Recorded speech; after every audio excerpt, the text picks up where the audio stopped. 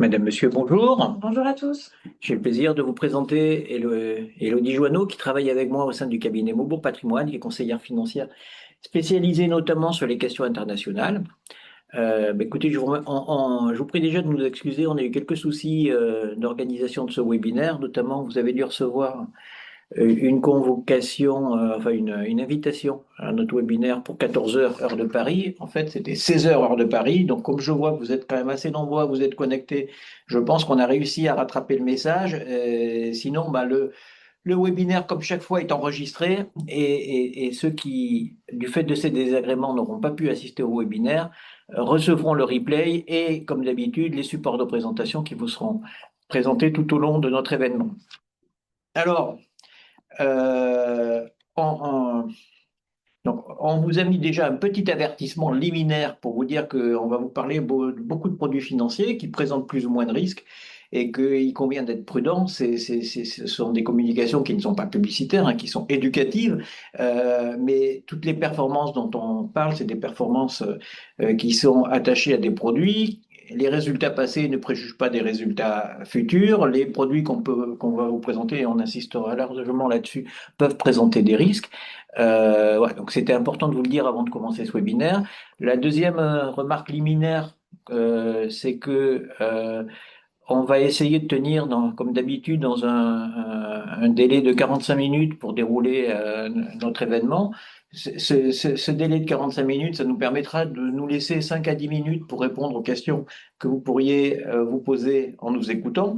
Ce qu'on vous propose, c'est de reporter la réponse à ces questions, comme on le fait à chaque fois à la fin du webinaire, de manière à ce que notre discours ne soit pas trop haché par le fait qu'on doive à chaque fois regarder les questions qui nous ont été posées. En général, ça fonctionne correctement.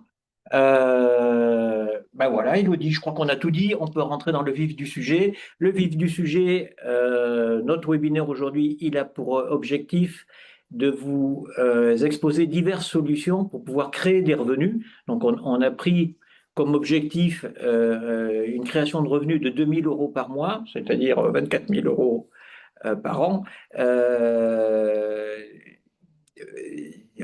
Juste pour recadrer un petit peu les données financières, vous voyez que si vous placez un capital à 3% et que vous souhaitez avoir 2 000 euros de revenus, ben, ce capital, il devra représenter 800 000 euros. Et vous voyez que si vous avez un rendement de 5%, ben, vous n'avez besoin plus que de 480 000 euros de capital à placer. Donc vous voyez que évidemment on est tenté, quand on dispose d'un capital, de maximiser les revenus qu'on va retirer. Maximiser les revenus, ben, ça veut dire essayer de cibler des placements à plus haut rendement. Mais évidemment, on en a parlé dans tous les webinaires qu'on a organisés depuis le début de l'année, plus vous allez chasser le rendement, plus vous allez être obligé de prendre des risques. Donc il faut trouver la bonne combinaison entre le risque que votre patrimoine est capable de supporter et votre ambition en termes de revenus et de rendement. Elodie n'est pas magicienne, donc elle peut vous promettre du 7%, mais pour vous promettre du 7%, il va falloir qu'elle aille chercher des placements qui sont plus risqués que le fonds en euros, hein. Donc, notre objectif dans ce webinaire, c'est de vous proposer des solutions où on va essayer de combiner un risque acceptable par la plupart de nos clients habituels et un rendement correct, hein. C'est un petit peu l'objet de notre webinaire. Alors, donc, comme je le disais, on va à chaque fois vous présenter des gammes des solutions créatrices de revenus en analysant le risque sous-jacent et évidemment qui sont accessibles à vous qui nous écoutez et qui résidez à l'étranger, parce que vous savez que c'est un peu plus compliqué quand on n'est pas français résident en France d'accéder aux meilleurs placements financiers immobiliers ou non cotés, puisque ce sont les trois types de placements qu'on va vous présenter au cours de ce webinaire, hein. Le placement financier coté, on va voir que ça présente plein d'avantages pour des Français qui résident à l'étranger. Les placements immobiliers, c'est le placement un peu naturel pour générer des revenus. Et les placements non cotés, ça, c'est la cerise sur le gâteau. Et Elodie nous présentera quelques solutions qui sont un petit peu plus exotiques. Alors, on commence notre webinaire par les placements financiers.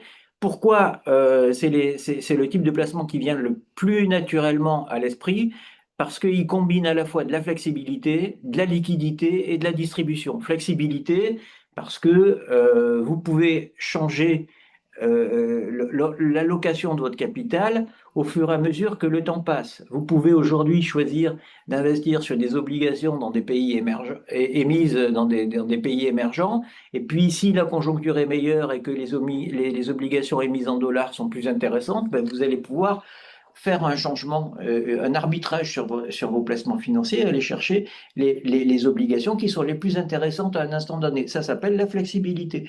La liquidité, ben, comme les placements sont cotés, euh, euh, ils sont organisés, ils sont régis sur un marché financier où il y a une offre et une demande qui se rencontrent, et ces marchés financiers, ils ont quand même pour objet de créer de la liquidité. Et en fait, ces placements financiers, ils vous permettent d'avoir du revenu, de la distribution, c'est le petit robinet qu'on a mis là.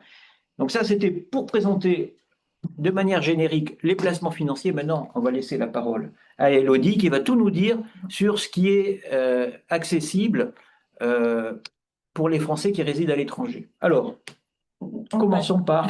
On va commencer du coup par les actions de rendement. C'est le placement le plus courant et le plus simple auquel on pense directement lorsqu'on souhaite du coup se générer des revenus. Et les actions dites de rendement, finalement, elles vont être sélectionnées par le montant des dividendes annuels qu'elle va verser.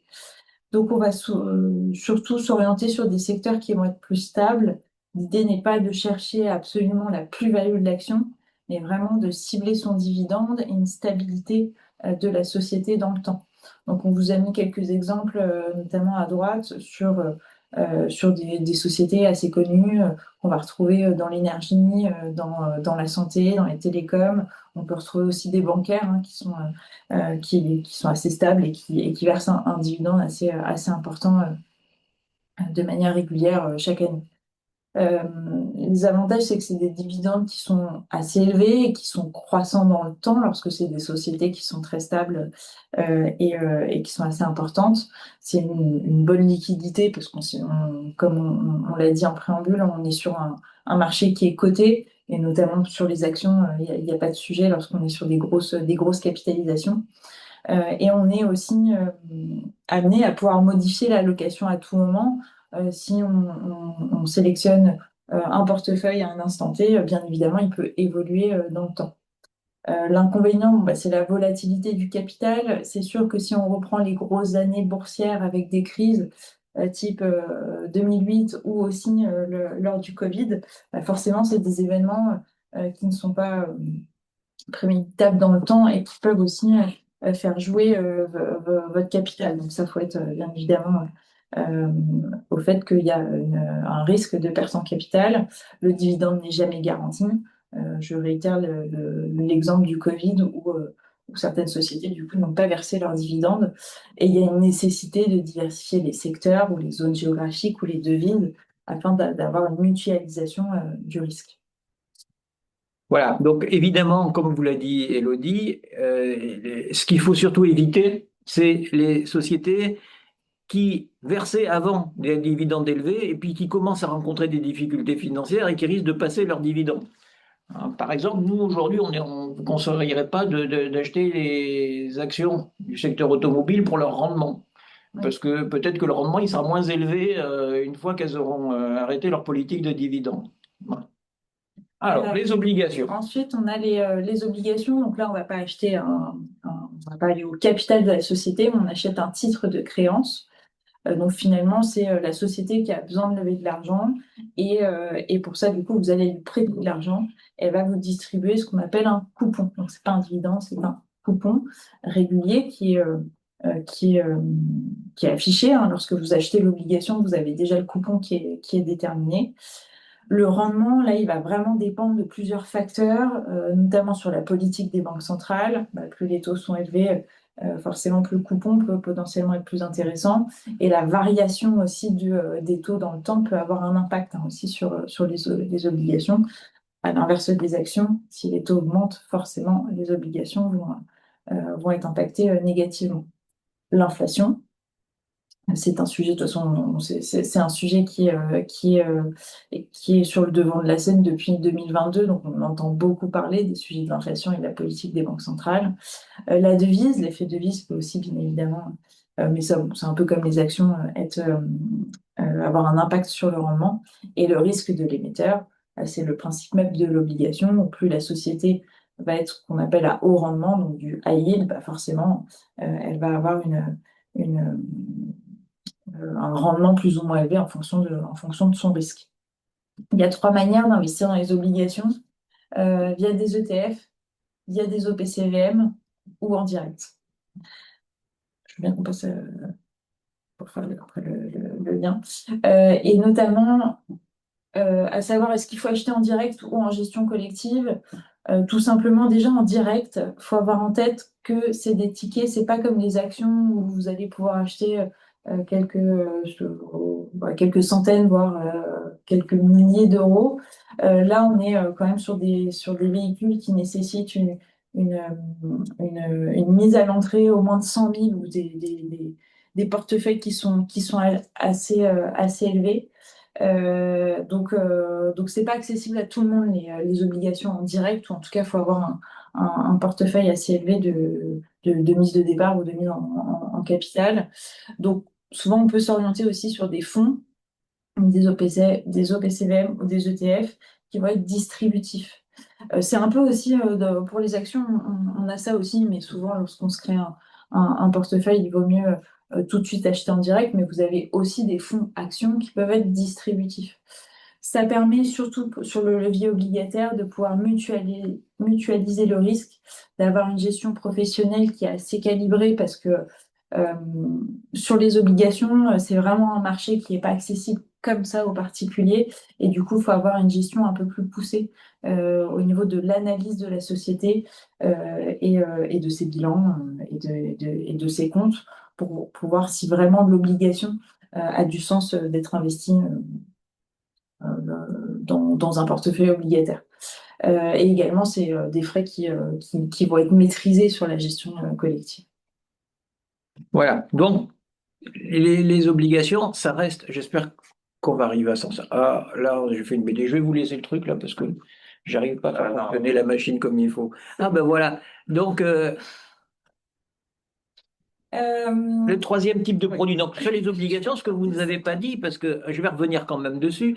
Donc, on vous a mis pour les OPCVM quatre fonds qu'on propose à nos clients régulièrement, mais qui permettent tous d'attraper du rendement dans un contexte de risque maîtrisé. Mais comment ils font pour attraper du rendement?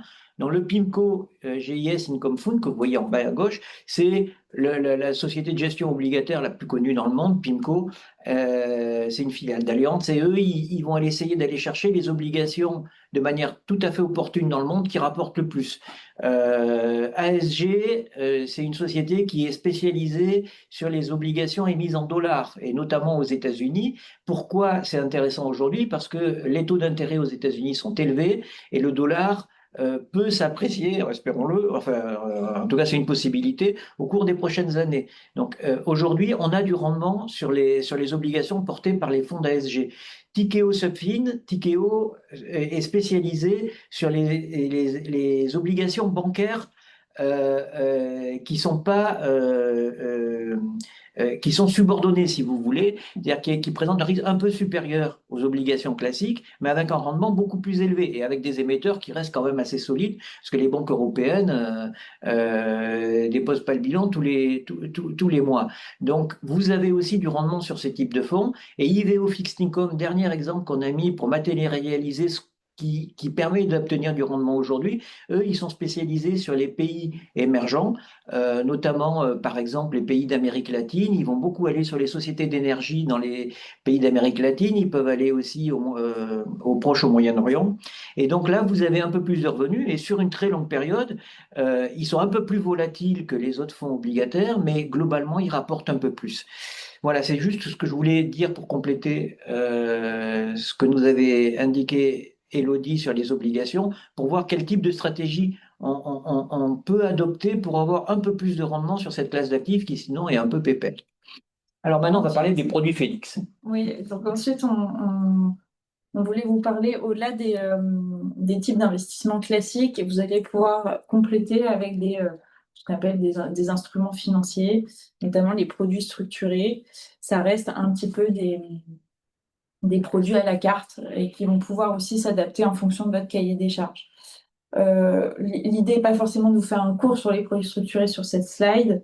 Quand on dit de type Phoenix, c'est juste que comme les parts distributives des OPCVM, c'est des produits qui vont pouvoir vous délivrer un rendement, donc un coupon, qui va être versé en cours de vie du produit. Parce qu'il y a des produits structurés qui sont dits Athéna, qui eux capitalisent l'ensemble des coupons et qui vous les versent à la fin et à l'échéance du produit.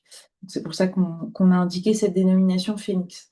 Tout simplement, en fonction du cahier des charges que le broker, donc c'est celui qui va créer le produit, va mettre pour créer son instrument financier, vous allez avoir un coupon plus ou moins élevé.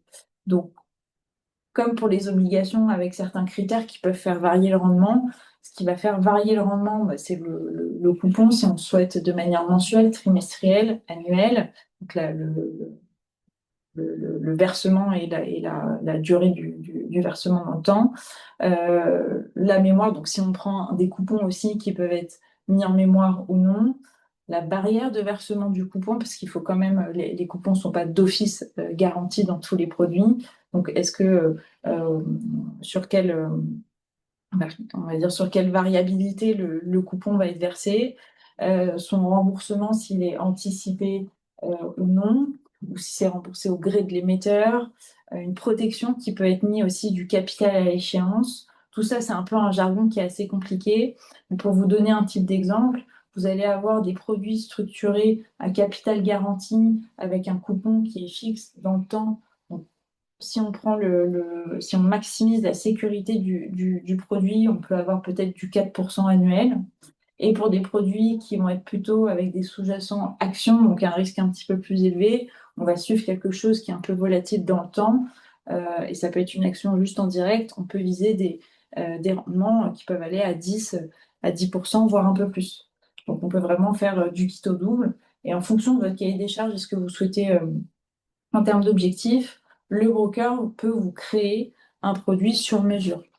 Et nous, l'an dernier, Elodie, on avait créé un produit comme ça avec une période où les taux étaient vraiment intéressants pour les clients, capital garanti, et nos clients pouvaient souscrire des produits dont le rendement facial conditionnel, j'insiste sur le fait qu'il était conditionnel, s'échelonnait de 9 à 10%. Alors c'est une période exceptionnelle, on avait une fenêtre d'entrée sur les marchés financiers qui nous avait permis d'obtenir cette rémunération-là, mais c'était des produits qui peuvent être intéressants quand on recherche du revenu. C'est ça. Donc, ça vient vraiment en fait à la carte en complément d'un marché classique action obligataire qui est en fonction de ce qui se passe à l'instant T d'un point de vue géopolitique. Vous pouvez vraiment implémenter quelque chose d'un peu plus sur mesure qui vient compléter ce que vous avez fait sur les deux autres catégories.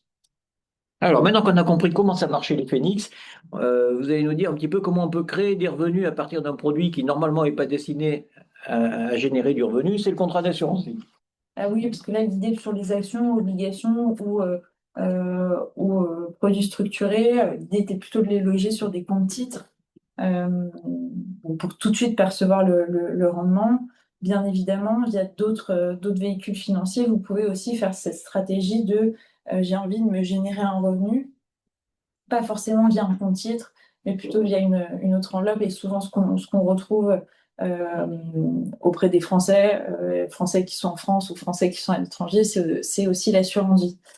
L'assurance vie, pour rappel, c'est qu'à l'intérieur, c'est une enveloppe fiscale particulière. Tant que vous ne faites pas de rachat, vous n'avez pas de fiscalité.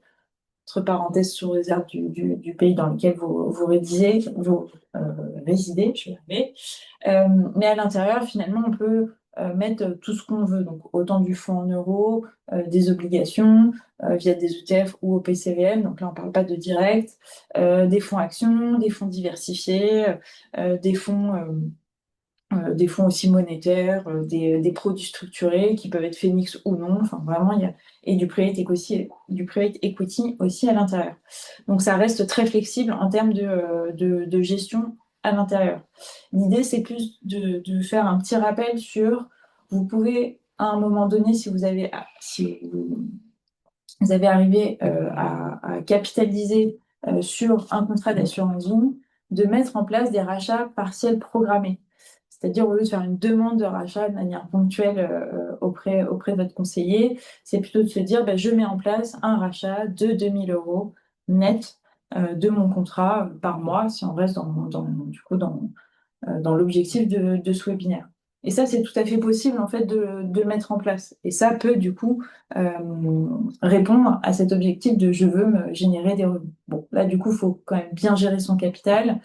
Comme on l'a dit au début, bien évidemment, vous pouvez retirer ces 2 000 €, mais soit il y a deux manières de faire. On essaye de ne pas manger sur le capital existant, soit sinon on peut projeter. On vous fournit aussi ce type de simulation, se dire, bah voilà, j'ai mon capital de peut-être 400 000 €, j'ai envie de retirer 2 000 € par mois. OK, avec cette gestion-là, est-ce que je peux prendre beaucoup de risques au début et après peut-être sécuriser en fonction de mon âge et de se dire, bah, jusqu'à quand on peut épuiser le capital en fonction de votre âge, jusqu'à 90 ans, 100 ans, quand on veut vraiment maximiser ce type de simulation. Donc ça, c'est tout à fait possible et c'est de manière assez régulière qu'on le met en place pour nos clients. Alors, quand même, si je vous écoute bien, hein, Elodie, c'est une solution intéressante, mais l'inconvénient, c'est que si on vit plus longtemps que ce qu'on avait prévu, on risque de plus avoir de capital, et si on n'a plus de capital, on n'a plus de revenus. Il y a peut-être des solutions, non, pour... Oui. C'est pour ça qu'on essaie de projeter à 100 ans, quoi. Mais oui, bien sûr, si après vous avez peut-être plus envie d'avoir aussi d'être partie prenante sur la gestion, puisque ça demande aussi quand même un suivi assez régulier dans le temps, et c'est ça qui est important. Et en plus, plus on avance son âge, plus on a besoin aussi d'avoir un capital en cas de coup dur, etc. Donc ça peut être aussi des périodes qui vous avez plus envie de vous soucier de la gestion, vous pouvez tout à fait transformer vos contrats en rente viagère. Ça vous permet d'avoir un revenu garanti à vie. Alors, bien évidemment, si vous transformez votre contrat en rente avant un certain âge, bah forcément, pour l'assureur, lui, il prend un risque que le contrat dure longtemps dans le temps. Donc, vous allez avoir une rente qui ne va pas être très élevée. Plus vous le transformez avec un âge qui est avancé, bah, plus la rente va être quand même plus importante. Donc il y a aussi un peu ce système de simulation à mettre en place. Faut pas non plus euh, associer ça à des fonds de pension, on va dire très bien gérés, que vous pouvez retrouver aussi vous de votre côté en étant à l'étranger. Lorsqu'on transforme un contrat d'assurance vie en rente viagère en France, euh, il se, il se fixe sur les tables de mortalité qui sont pas non plus hyper avantageuse, entre guillemets, par rapport aux fonds de pension classiques qu'on peut retrouver dans d'autres pays. Donc voilà, il faut quand même avoir cette Bon, distinction. on en parle parce que ça existe. Oui, C'est pas forcément d'ailleurs la solution qui est privilégiée par les Français qui résident en France ou à l'étranger. Mais par l'avantage, c'est qu'on est sûr d'avoir sa rente viagère jusqu'à son décès. Et ça, c'est quand même pas mal. Et surtout, il y a plusieurs rentes. Vous pouvez Ouais. mettre avec réversion ou non. Alors, on a fait une petite synthèse de tout ce que nous a dit Elodie. Donc, si on retient bien, si vous voulez vivre uniquement des revenus produits par votre capital, vous allez choisir des supports distributifs. On vous a parlé des actions de rendement, on vous a parlé des obligations, on vous a aussi parlé des produits structurés qui ont l'inconvénient d'être optionnels ou conditionnels. Ensuite, vous pouvez aussi compléter les revenus dont vous disposez en consommant progressivement le capital. Ça, c'est ce que nous disait Elodie à l'instant, c'est les rachats programmés sur un contrat d'assurance vie. Et enfin, vous voulez être sûr, vous voulez avoir un peu moins de revenus, mais vous voulez vraiment prendre aucun risque et être sûr d'avoir un garantie, un revenu à vie, ça va être la rente viagère. Généralement, avec un contrat d'assurance vie, on peut aussi obtenir une rente viagère avec un plan d'épargne retraite. Donc voilà un petit peu ce qu'on voulait vous dire de manière assez schématique, hein, quand même sur les placements financiers. Mais si vous prenez rendez-vous avec Elodie, elle vous en dira beaucoup plus. On va maintenant vous parler des placements immobiliers. C'est les placements qui viennent le plus fréquemment à l'esprit quand on pense à des placements générateurs de revenus. En plus, on les associe aussi souvent à des placements un petit peu père de famille. Donc, c'est censé assurer des revenus réguliers, c'est censé garantir une certaine stabilité patrimoniale. Et les Français, notamment ceux qui résident à l'étranger, sont assez sensibles à ces différentes thématiques et aiment bien investir dans l'immobilier avec comme cerise sur le gâteau que ça peut aussi être utile quand on envisage à court ou moyen terme un retour en France parce qu'on peut avoir investi dans un actif immobilier qui peut nous abriter une fois qu'on est revenu au sein de, en France. Alors, l'immobilier, on va schématiquement distinguer deux grandes catégories. Donc, l'immobilier, on va dire classique, ou en tout cas sous forme de logement direct. Donc ça, c'est la première partie que j'aborderai. Et ensuite, je laisserai dans une deuxième partie, Elodie, exposer tout ce qui tourne autour de la pierre-papier et de ce qu'on appelle les SCPI, qui sont des placements qui sont particulièrement adaptés pour la génération de revenus. Donc, on va d'abord décrire brièvement ce qu'on entend par immobilier logement classique. En fait, immobilier logement classique, il y en a plusieurs sortes. Le premier, c'est l'investissement en direct dans un appartement qu'on loue en location nue. Ça, c'est le plus classique du classique. Et donc, l'avantage, c'est que vous avez des revenus qui sont récurrents. Vous avez aussi des revenus qui sont indexés plus ou moins sur l'inflation, hein, puisqu'ils sont adossés. Les loyers vont suivre un index qui a varié avec le temps, mais qui globalement permet d'augmenter le montant de son loyer un petit peu tous les ans.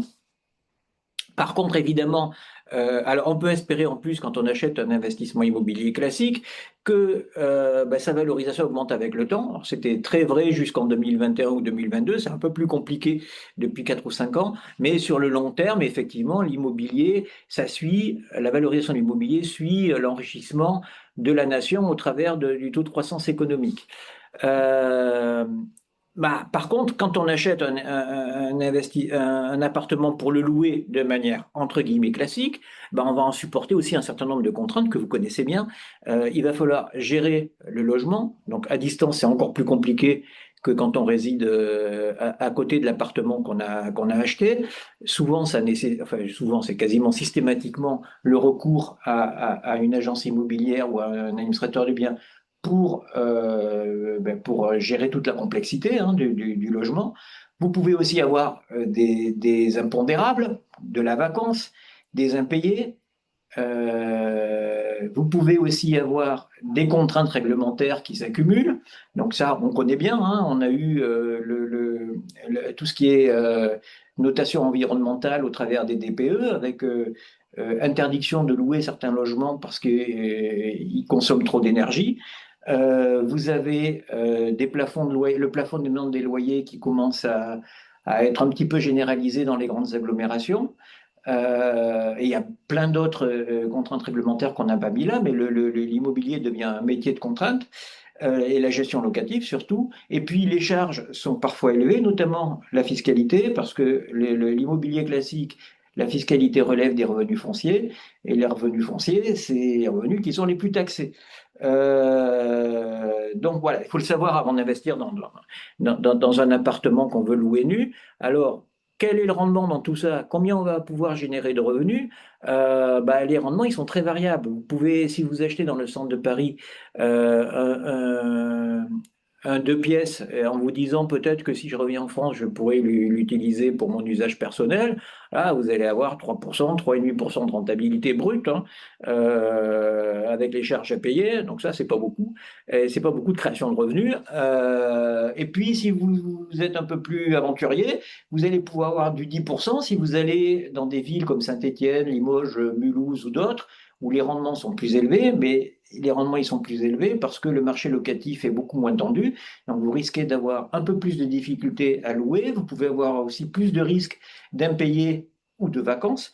Parce que les régions sont moins riches que les grandes métropoles qui se valorisent rapidement. Et puis votre bien, à Saint-Étienne ou Limoges, Mulhouse, c'est les villes qui sont les moins chères de France depuis 30 ans. Donc on se dit, tiens, je vais acheter, il y a 30 ans, on se disait, je vais acheter à Saint-Étienne parce que c'est pas cher. Au moment de Manu France, c'est toujours pas cher. Hein. C'est des villes qui ne sont pas valorisées. Donc c'est pas sûr que ce soit un bon calcul. Il faut regarder au cas par cas. Il faut regarder aussi vos objectifs. Votre histoire personnelle, hein, vous pouvez avoir aussi intérêt à acheter à proximité de l'endroit où vous souhaitez revenir si votre ambition est de retourner en France. Donc ça dépend des contraintes personnelles et des contraintes financières. Donc le rendement après tout ça, vous voyez que si on intègre toutes les charges dont on a parlé, si en plus vous financez à crédit, le revenu, il n'est pas énormissime, hein. Il est énormissime quand vous avez fait, enfin, il est plus important quand vous avez fini de payer les charges de crédit, mais les taxes foncières, si vous payez 1 mois et demi de loyer sous forme de taxes foncières, ça enlève quand même un peu de rendement à votre investissement. Si vous tenez compte des charges de copro parce que vous avez acheté dans un immeuble, si vous prenez en compte la gestion immobilière de votre administrateur de biens, c'est un peu moins bien que les obligations qu'on a vues tout à l'heure, mais ça peut se valoriser avec le temps. Alors, il y a un deuxième système, si on trouve que c'est un peu compliqué, la location nue, c'est ce qu'on appelle l'immobilier géré. Alors, dans les journaux financiers, on parle souvent aussi de location meublée non professionnelle. On ne va pas rentrer dans les détails, mais globalement, ça veut dire quoi? Ça veut dire que vous allez acheter un logement, souvent c'est des petits logements, qui sont destinés à être exploités dans des résidences qui offrent des services à leurs occupants. Donc, leurs occupants, ça peut être des étudiants, ça peut être des vacanciers qui partent dans une résidence de tourisme, ça peut être des seniors qui recherchent une résidence non médicalisée pour se simplifier un peu la vie, et puis ça peut être des EHPAD, hein, des établissements de santé médicalisés. Et donc toute cette gamme-là, vous pouvez y accéder au travers de ce qu'on appelle l'immobilier géré. Alors ça marche comment l'immobilier géré? Vous achetez votre appartement et vous allez le louer avec un bail commercial à un exploitant. Donc, vous voyez, par exemple, Nexity a créé une filiale qui s'appelle Studéa, qui gère des résidences étudiantes. Donc, vous achetez un logement dans une résidence étudiante, vous le louez à Studéa sur 9 à 12 ans. En contrepartie, il va vous garantir un loyer qui va être au début, au moment de votre investissement, de 4%, peut-être un peu plus. Ces 4%, ils sont garantis par le locataire, alors par l'exploitant, hein. Donc, Studéa s'engage à vous payer ce loyer indexé sur l'inflation pendant, en général, une période au minimum 9 ans. Donc, vous n'avez pas de gestion. C'est l'exploitant qui s'occupe de tout. Donc, c'est un système un peu différent de la location nue classique, moins de contraintes, donc adapté quand même aux Français qui résident à l'étranger. La fiscalité est un peu plus intéressante parce que vous n'êtes plus sur le revenu foncier, mais sur ce qu'on appelle les bénéfices industriels et commerciaux. On ne rentre pas dans les détails, mais le gros avantage, c'est que vous allez pouvoir amortir le bien que vous avez acheté et utiliser cet amortissement pour réduire votre fiscalité. Et autre particularité quand on achète en meublé, comme les loyers que vous verse l'exploitant sont assujettis à la TVA, vous allez pouvoir, au moment où vous achetez votre appartement, ne pas payer la fraction relative à la TVA. Donc ça veut dire que vous payez un peu moins cher. Mais après, vous allez petit à petit, tous les mois aussi, devoir redonner de la TVA parce que, que vous a versé l'exploitant. Donc voilà un petit peu comment ça marche la location meublée. Donc c'est intéressant parce que c'est plus facile et qu'on a de la visibilité sur les revenus qu'on va encaisser. Comptez 4, 4,5%, brut, pas beaucoup plus. Là-dessus, brut, pourquoi? Parce qu'il faut quand même déduire la taxe foncière, qui en général est à la charge du propriétaire. Donc, comptez 3,5%, 4% sur les nets, sur des programmes neufs. Il y a un système de marché secondaire, mais on ne va pas rentrer dans les détails aujourd'hui. Donc, ce n'est pas des rendements exceptionnels, mais votre loyer, il est indexé et votre bien peut aussi se valoriser avec le temps. Point d'attention, vous signez un bail commercial, ça a des avantages parce que ça vous donne de la visibilité. L'inconvénient, c'est que vous êtes engagé, vous aussi, avec l'exploitant. Vous ne pouvez pas dire, ah ben mon fils, il va commencer ses études, là, je reprends mon appartement et puis c'est lui qui va aller occuper le studio. Ça, c'est pas possible.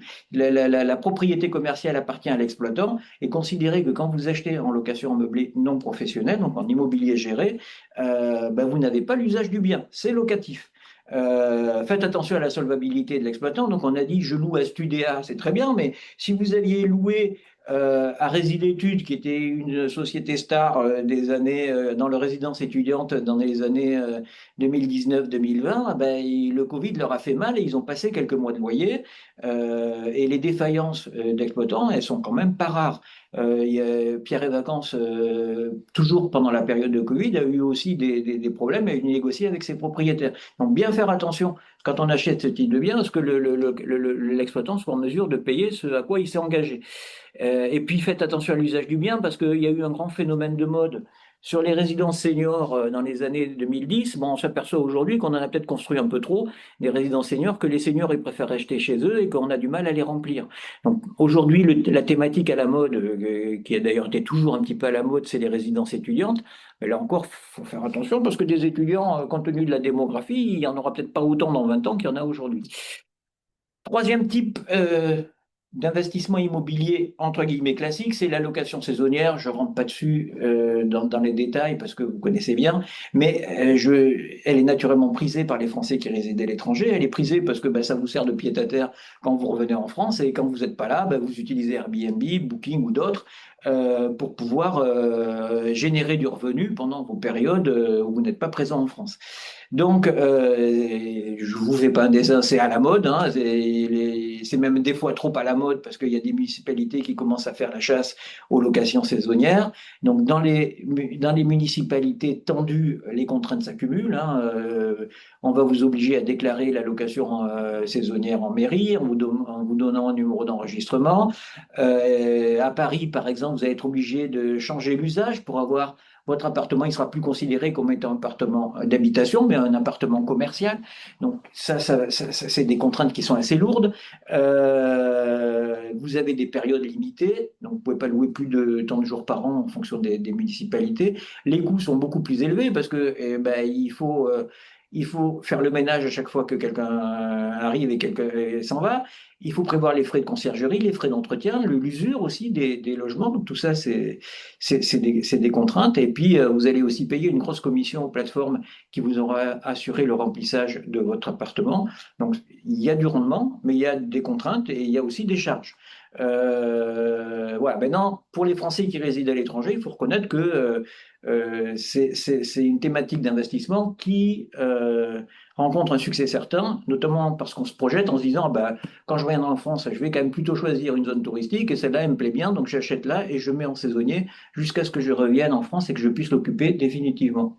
Voilà ce qu'on voulait dire sur la location classique immobilière, mais Elodie, elle a mieux, elle a l'immobilier sous forme de SCPI, donc vous allez nous expliquer comment ça marche. On va dire, pour diversifier, si vous avez déjà des biens immobiliers classiques, il y a ce qu'on appelle les sociétés civiles de placement immobilier, qui sont finalement des sociétés de gestion qui vont récolter les fonds des investisseurs pour les investir dans des parcs d'immobilier d'entreprise ou résidentiels aussi. Il y en a quelques-unes qui sont sur ce levier-là, mais on entend beaucoup parler plutôt sur l'immobilier d'entreprise.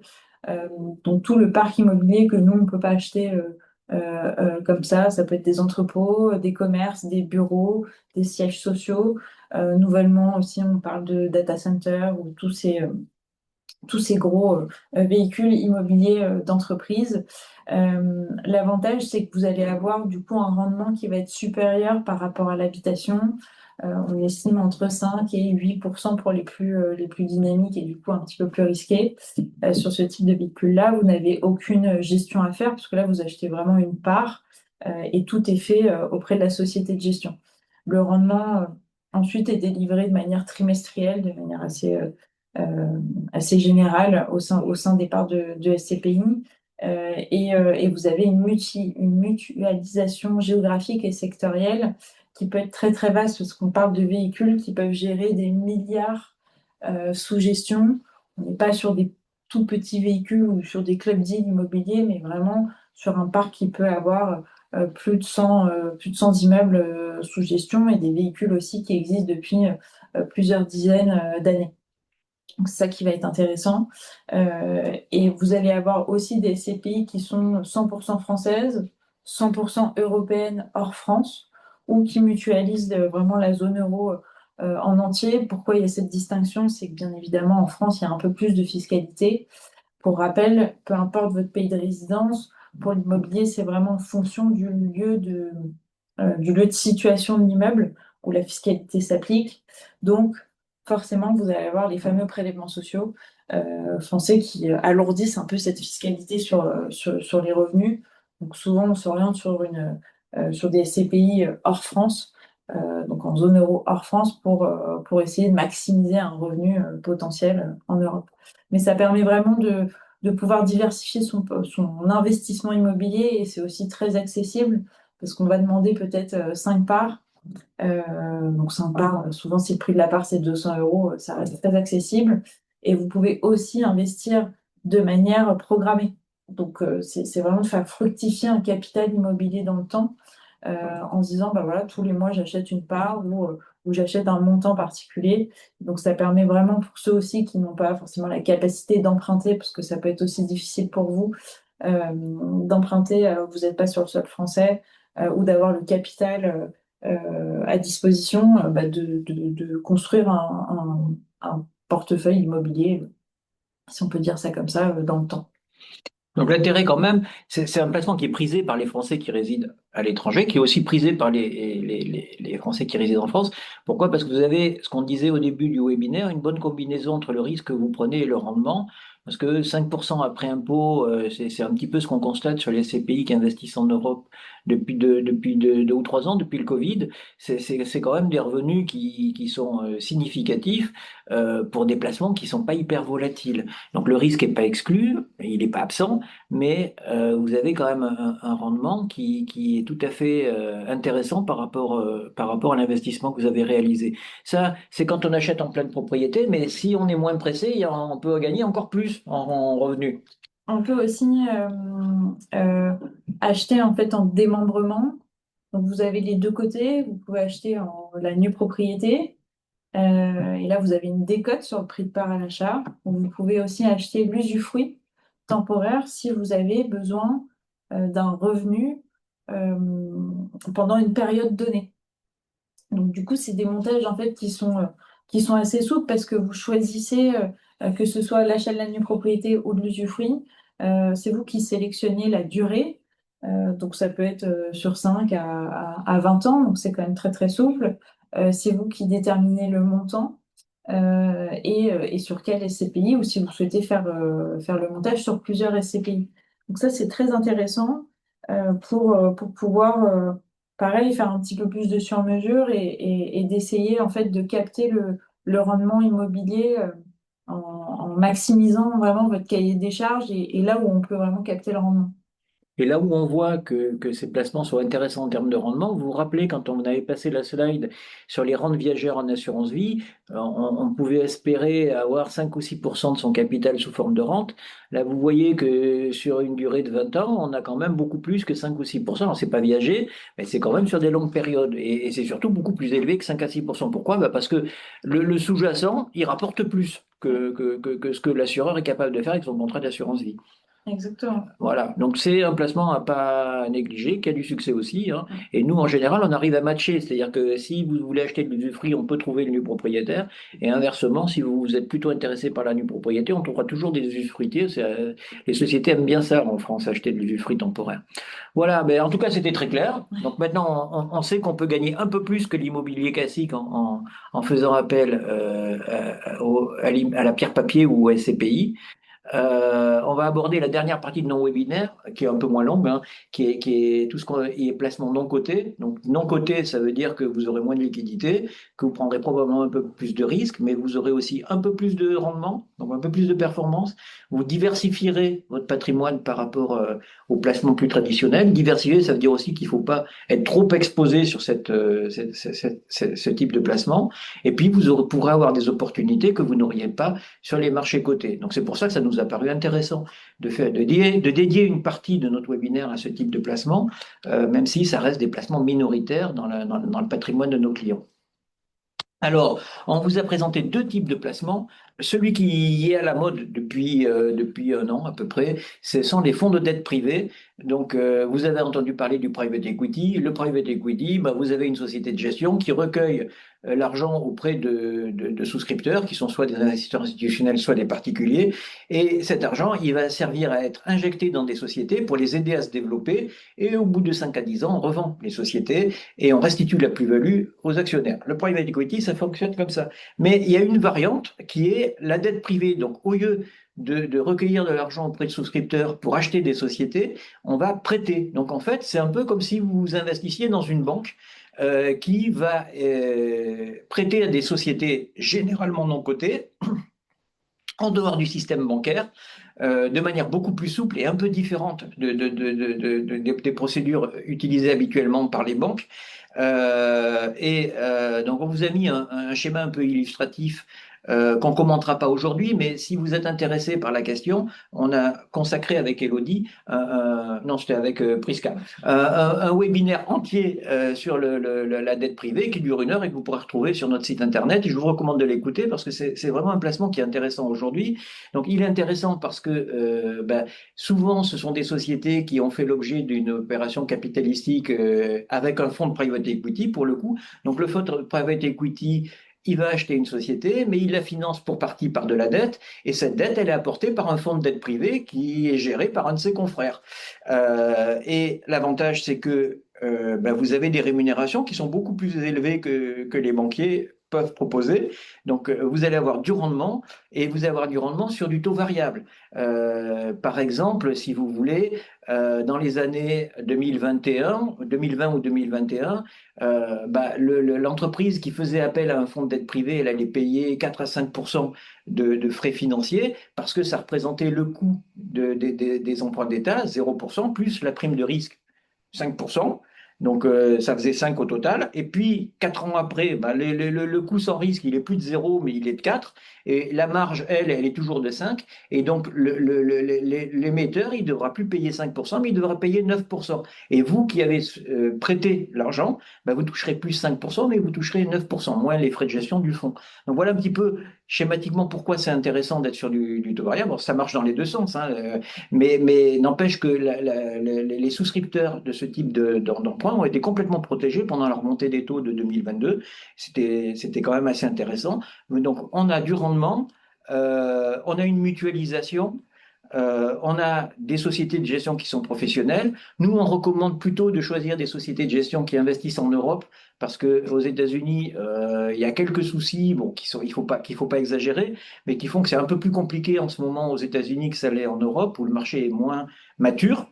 Et donc, vous pouvez espérer avoir entre 6 à 8%, c'est un peu optimiste. C'est peut-être que les sociétés de gestion, elles seront un peu ambitieuses, mais 6%, c'est un objectif raisonnable. Et souvent, ce qu'ils font, les fonds, c'est qu'ils vont vous donner 5 et puis ils en gardent un de réserve. Donc, ça vous rapporte bien 6, mais le un, vous le toucherez un peu plus tard. Voilà. Ça, c'est un sujet qui est intéressant parce qu'il y a plusieurs fonds qui se sont lancés depuis le début de l'année sur l'Europe. Et qui sont plus ou moins accessibles aux Français qui résident à l'étranger. Il faudrait qu'on en parle parce que c'est un sujet qui est un peu plus technique, mais globalement, vous y avez accès quand c'est un compte titre. Vous y avez accès quand vous habitez dans certains pays à ce qu'on appelle au nominatif, c'est-à-dire directement dans les livres de la société qui a émise la dette. Et ça vous permet, vous voyez, d'avoir un rendement comparable à celui que vous avez avec les SCPI sur un support complètement différent. Alors, il y a un deuxième type donc je ne reviens pas sur tout ce que je lui ai dit, parce que là, j'ai déjà commenté cette slide-là. Faites attention quand même, juste la durée. C'est-à-dire que c'est très difficile d'acheter en se disant je le garde 2 ou 3 ans, et puis après je fais autre chose. Dites-vous quand même que vous en avez au moins pour 6, 7 ans. Donc, c'est vraiment pour une optique de revenus complémentaires sur une longue période, souvent quand on part à la retraite. On en arrive à la dernière partie de notre webinaire, qui ont les obligations privées en direct. Alors, qu'est-ce qu'on entend par obligations privées en direct? Donc là, on est sur des véhicules beaucoup plus petits. On va financer un émetteur en direct. Donc, c'est une société simplement qui est déjà ciblée, donc qui n'est pas cotée en bourse, et sur une durée de temps qui est déjà prédéfinie. Donc, finalement, vous allez octroyer une sorte de prêt. Souvent, c'est sur 5 ans. et auquel la société va vous donner un rendement qui est déjà établi dans le temps. Donc là, il n'y a aucune liquidité ou très très peu, sauf si vous mettez des montants assez conséquents, mais c'est pas forcément ce qu'on recommande sur ce type d'actifs-là. C'est plutôt pareil, toujours de la diversification. Euh, et ce sont souvent des véhicules qui sont assez accessibles, parce qu'on est à peu près aux alentours de 10 000 euros. Et on va être quand même sur... En fait, il y a deux types de sociétés. Soit il y a des sociétés qui ont besoin en fait de lever des fonds de manière régulière dans le temps, et c'est notamment le cas de CVE, qui est une société qui est dans tout ce qui va être solaire ou méthanisation, tout ce qui va être un peu environnemental, solution d'énergie renouvelable. Donc eux, ils ont forcément besoin tout le temps de lever des fonds et ils proposent de manière assez régulière des émissions obligataires sur l'année.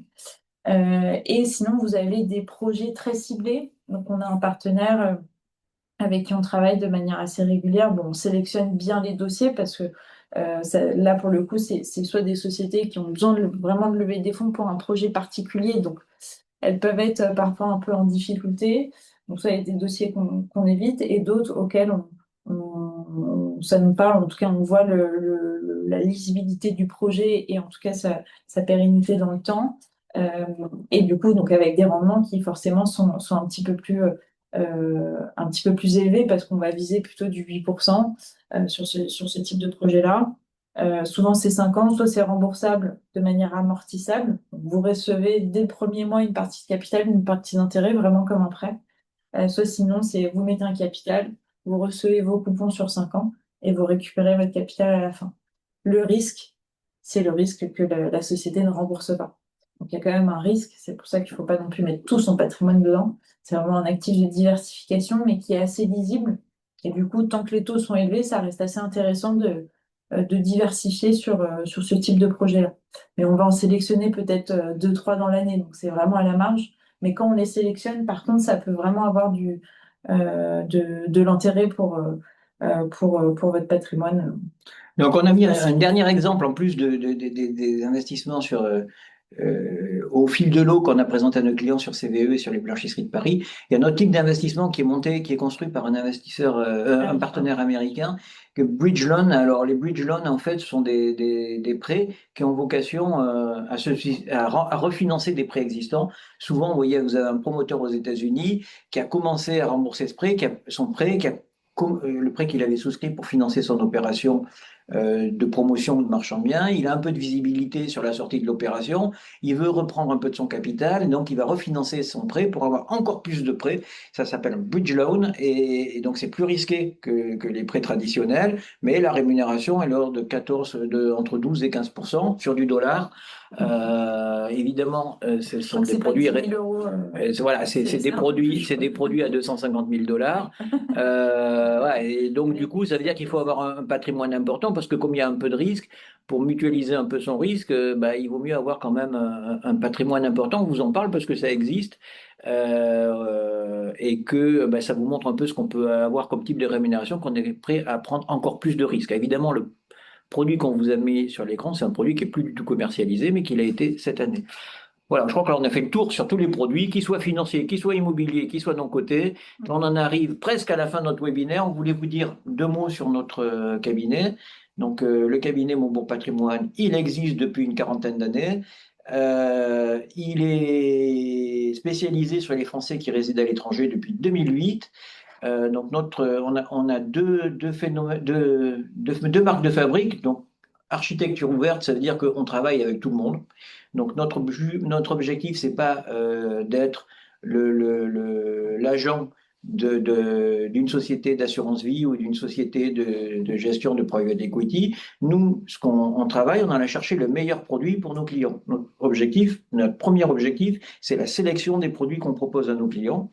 Et le fait que Elodie et moi, on ait travaillé dans des banques de gestion de fortune, dans des sociétés de private equity, dans de l'immobilier, ben, ça nous permet quand même d'avoir une vision un peu à 360 degrés des produits qui sont proposés et de sélectionner ceux qui nous paraissent les présenter le meilleur couple rendement-risque. Donc, on accompagne nos Français qui veulent investir à l'international et nos clients qui résident à l'international et qui veulent investir en Europe. On est un cabinet de taille moyenne, c'est volontaire, hein, on ne veut pas être trop gros pour pas devenir une petite banque, et on ne veut pas être trop petit parce que sinon on n'arriverait pas à vous apporter le conseil un conseil performant, parce que pour être bon, il faut être capable d'avoir un ingénieur fiscal et patrimonial compétent et avoir du back-office, du middle office, de vous offrir toutes sortes de solutions, hein. Vous qui résidez à l'étranger, on peut aussi vous assurer sur la santé, sur la prévoyance, même sur votre voiture. Donc, vous voyez qu'on a des solutions qui sont très ouvertes, même si le cœur de notre métier, ça reste le patrimoine. Alors, sur les marchés financiers, sur les placements financiers, on en a largement parlé. Donc, on a une personne qui est aussi spécialisée sur la sélection des placements financiers, hein, pour aller savoir si c'est plus intéressant aujourd'hui d'être investi sur la zone dollar ou sur les pays émergents, et choisir le bon fonds pour investir au bon moment. Et puis, bah, vous voyez, tous les produits dont on a parlé, on les maîtrise bien. Et si vous prenez rendez-vous avec Elodie, ce qu'elle essayera de voir, c'est définir le besoin de revenus, analyser vos objectifs, sélectionner les meilleurs supports qui correspondent à vos objectifs, et qui soient structurés pour tenir compte du fait que vous résidez à l'étranger. Et elle vous accompagnera, Elodie, dans la durée, en ajustant, si besoin, les placements qu'elle vous a proposés. Voilà un petit peu comment on fonctionne. Donc, pour résumer, on a une approche globale et personnalisée, on a une expertise multiclasse d'actifs et on vous accompagne dans la durée. C'est notre proposition de valeur. Bon, vous aurez ces slides si vous voulez les lire plus attentivement, mais l'esprit, il est là.